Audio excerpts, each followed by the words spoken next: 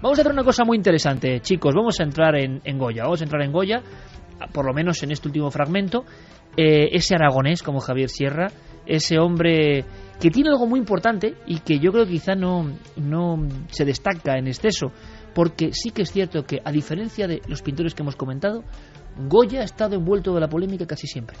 Le han descatalogado obras como El Coloso, que quiero que veáis, por favor.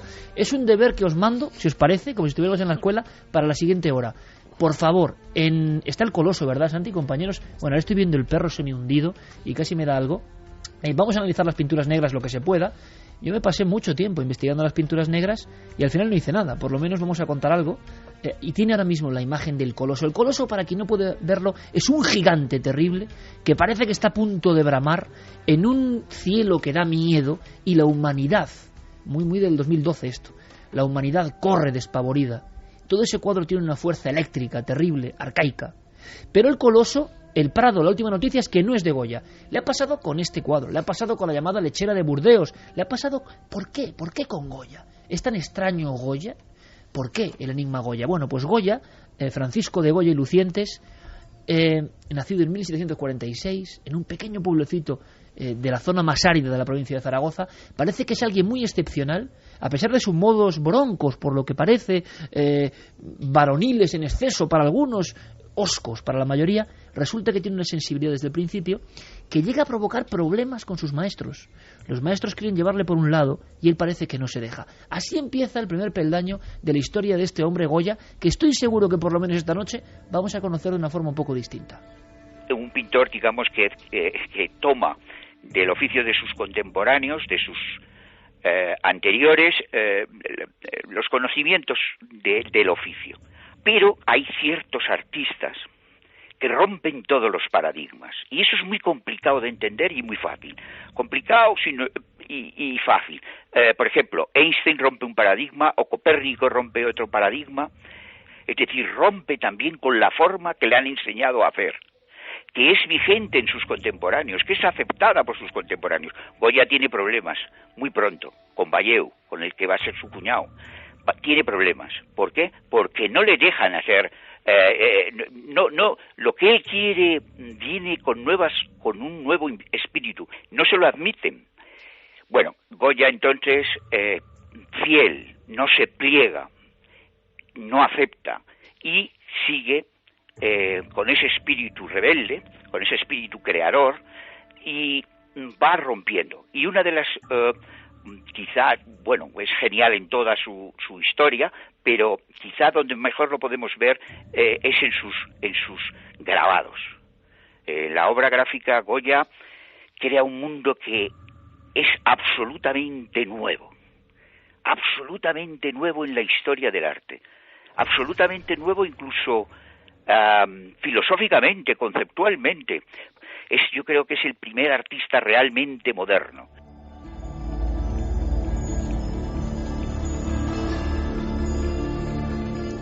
Con qué enjundia y con qué entusiasmo habla Pedro Ramón Jiménez, nos parecemos y todo, creo, en alguna cosa, porque Goya es un gigante.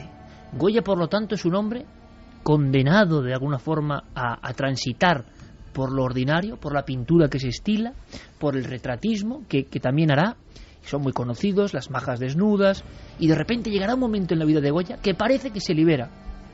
A mí me gustaría mucho contar que esos grabados empiezan a producirse, y algunos grabados que se pueden investigar son lo más misterioso que nadie se puede imaginar. Modo de volar, y hombres volando con luminarias en la cabeza, criaturas terribles que emergen de las tumbas, y cosas que nunca se habían visto, ni en la forma, es decir, ni en el estilo de cómo estaban trazadas, de dónde surgía eso. Da la impresión, compañeros, de que Goya tiene algo hasta de psicorragia o psicografía. No se parece a ningún pintor, parece que de su cuerpo emana algo que surge y estampa el lienzo o el grabado, y causa hasta un rechazo en la sociedad de la época. Por otro lado, era un gran pintor y sabía contentar, todos sabemos, de eso se ocupan la mayoría de novelas de Goya, sus relaciones con las personas aristócratas, la duquesa de Alba. Se habla de muchas cosas, pero hay otro Goya subterráneo. Y lo más increíble es que Goya hace 14 cuadros, que no son cuadros porque son frescos, y que vive con ellos en la llamada Quinta del Sordo. Hay que imaginarse a un hombre en su vejez, después de haber conseguido prácticamente todo, pintando en la noche con un gorro que lleva velas incorporadas, y que en su domicilio, y no por encargo como pintaban todos los pintores, va a crear un mundo terrible, un mundo tremendo, un mundo que ahora vosotros podéis ver a nivel digital, un mundo que podéis visitar en el Museo del Prado, un mundo que, yo lo digo, a mí me ha dejado absolutamente helado, sobrecogido y admirado. ¿Cómo son las pinturas negras de Goya? Es difícil de definirlas incluso, porque parecen pintadas casi con las manos, a retazos, de una forma casi violenta, pero su expresividad no se parece a nada, y no se parecerá a nada hasta dentro de 200 años.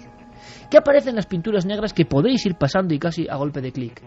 Imágenes célebres, el aquelarre, las brujas que parece que Goya incluso conoció, envueltas en una masa negruzca, sujetándose unos a otras, como criaturas de las tinieblas, y en mitad de todo ello, lo que llama Goya el gran buco, aunque Goya nunca puso nombre a sus cuadros.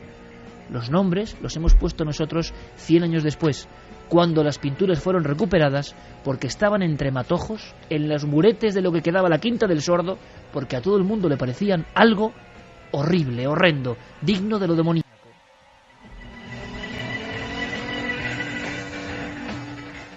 Y esas 14 pinturas con las que Goya vivía solo, ayudado por una mujer y una niña pequeña, hay que imaginarse el ambiente sin luz, en lo que hoy sería la calle de Saavedra Fajardo, muy cerca de la calle de Extremadura, el Paseo de Extremadura.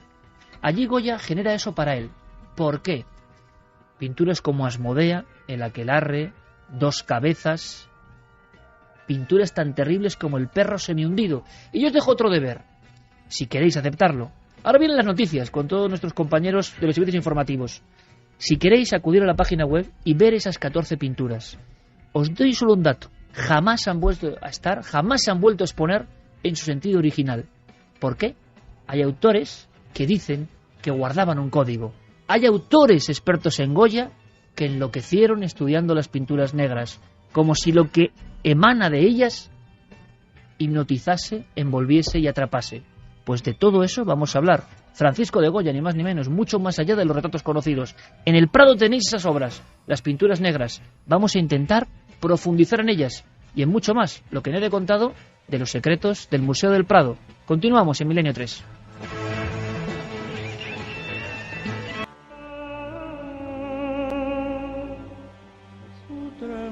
Tres y 7 minutos. Dossier especial. El Museo de los misterios del Prado.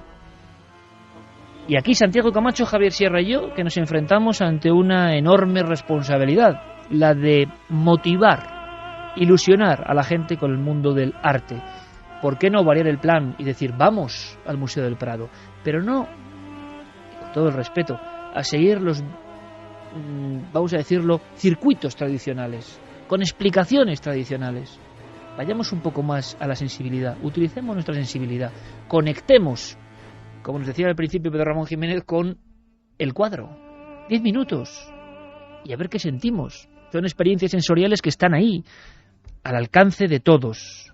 Un pequeño dato más que nos cuenta hoy nuestro guía en el mundo pictórico, ya no sobre ese Goya revolucionario y diferente a todo lo demás, sino sobre esas obras. Repito por si os incorporáis ahora. En una pequeña casa que se llamaba Quinta del Sordo, y no por Goya, que es curioso, Goya era sordo y todo el mundo cree que era la Quinta del Sordo por él, no, era por el anterior propietario que también era sordo. Goya sufría de saturnismo, nunca se supo por qué. Si por los efluvios de las pinturas, un estado febril constante y visiones. ¿Os imagináis ese hombre a oscuras, repito, con el sombrero de velas, sin escuchar nada y quizás solo escuchando lo que decían aquellos seres de sus propias creaciones? El barón de Erlanger, mucho tiempo después, recuperó, desestucó aquellas paredes, no cuadros, paredes pintadas, creyendo que eran una obra del arte universal. Pero llevaban 80 años, repito, abandonadas, y ya había museos, y ya había instituciones, porque les cogían miedo.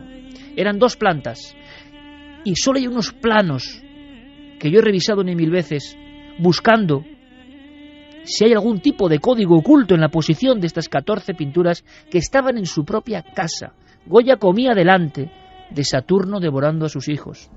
Goya se acostaba en la cama viendo a Asmodea las dos brujas volando, yendo hacia una especie de peñón imaginario entre brumas amarillas, o más bien parece una bruja que ha capturado a un pobre individuo y que lo arrastra. Veréis, yo tengo aquí la experiencia digital en la tableta de visitar lo que ha puesto Guillermo León en ikerjiménez.com. Y vamos a hacer una experiencia común muy rápida. Simplemente estos datos para saber de qué estamos hablando. Otra revolución, la revolución que vino en los últimos años de genialidad de Francisco de Goya. Las pinturas negras son, pues, algo que es muy difícil que nosotros podamos concebir lo que significó para su tiempo. Y él se las pintó para sí mismo, que es ya algo absolutamente extraordinario, ¿no? Es el reflejo de que era una mente muy especial y que tenía un espíritu absolutamente artístico, ¿no? Que se pintó esas pinturas tremendas como necesidad y para vivir en ellas, ¿no? Son absolutamente, yo creo que formalmente, es decir, la forma en la que están hechas son absolutamente magistrales, ¿no? Francamente, o sea, salvando las distancias de época, etcétera, etcétera, pues el dominio del lenguaje de Goya es que es pues superdotado, ¿no? Lo vamos a ver en otro gran español, que es esa genialidad que será Picasso. Pero claro, hay 200 años de diferencia, y ese Goya solitario, incomprendido, pinta para él. ¿Y qué pinta? Pinta en esa soledad, en esa sordera, en esa bruma, en esa cueva que había debajo de la Quinta del Sordo. Se descubrió que debajo de la Quinta del Sordo había una cueva primitiva habitada y con restos del Terciario, donde posiblemente las brujas de Madrid se reunieron más de una vez. Y Goya... Voy pasando los cuadros, tengo aquí, podéis hacerlo, Asmodea. Nadie sabe qué son estas pinturas. Goya no habló de ellas, Goya no dibujó sobre ellas trazos paralelos o explicaciones. Pasa un poco como con Leonardo en algunos cuadros. Lo que sí sabemos es que su íntimo amigo, con el que se escribió muchas cartas que han sido publicadas y que podéis encontrar, da la impresión de que Goya tiene hasta visiones dentro de ese cuarto de la Quinta del Sordo, de esa casa embrujada por las pinturas. Llega a confesar a su doctor, el doctor Arrieta, cuando está muy enfermo, que de alguna forma esas visiones le empezaban a hablar. Y hay quien dice que Goya abandonó la Quinta del Sordo no por problemas políticos, que siempre se intentan buscar las tres patas al gato o interpretar las cosas del puro arte como algo que tiene que ver con la realidad. Hay quien dice y mantiene que Goya huyó de la Quinta del Sordo la noche en que las pinturas negras comenzaron a hablarle.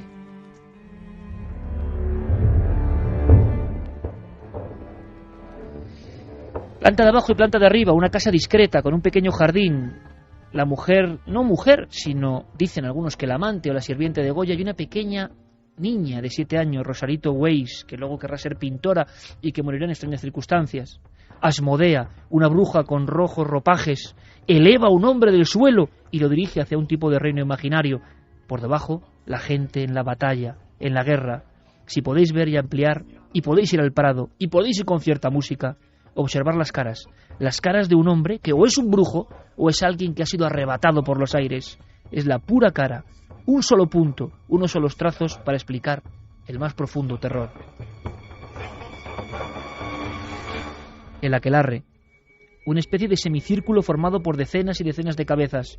Los rostros son horribles, desfigurados, parecen pobres morales, no solo pobres a nivel monetario.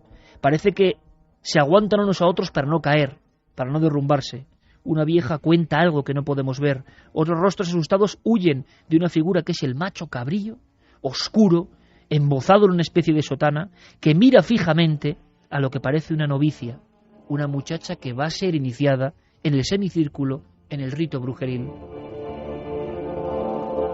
Al parecer, según cuentan los planos y las primitivísimas fotografías de la Quinta del Sordo en su hallazgo, Saturno devorando a sus hijos es la cara que miraba a Goya todas las tardes.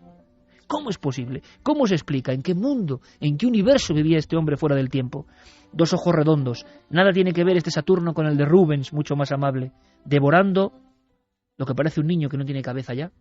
el brazo ensangrentado entra en su boca circular y nos mira con un cuerpo avejentado y terrible que aparece en mitad del abismo. Pocas pinturas, pocas tan terribles como Saturno, que nos mira desde el otro lado del tiempo. La única pintura negra, una de las pocas que tiene claridad, son nubarrones. Y hay dos hombres. La habéis visto seguro muchas veces, dos hombres peleándose a garrotazo limpio. Si nos fijamos en el detalle, están enterrados por las piernas. No tienen escapatoria. Hay quien vio la situación política de España, pero quizá Goya estaba radiografiando el inconsciente colectivo, la encerrona del alma humana y del odio y de la maldad que él veía, la guerra tan próxima, enterrados hasta las rodillas y pegándose golpes con unas varas acabadas en una especie de hongo de madera hasta matarse.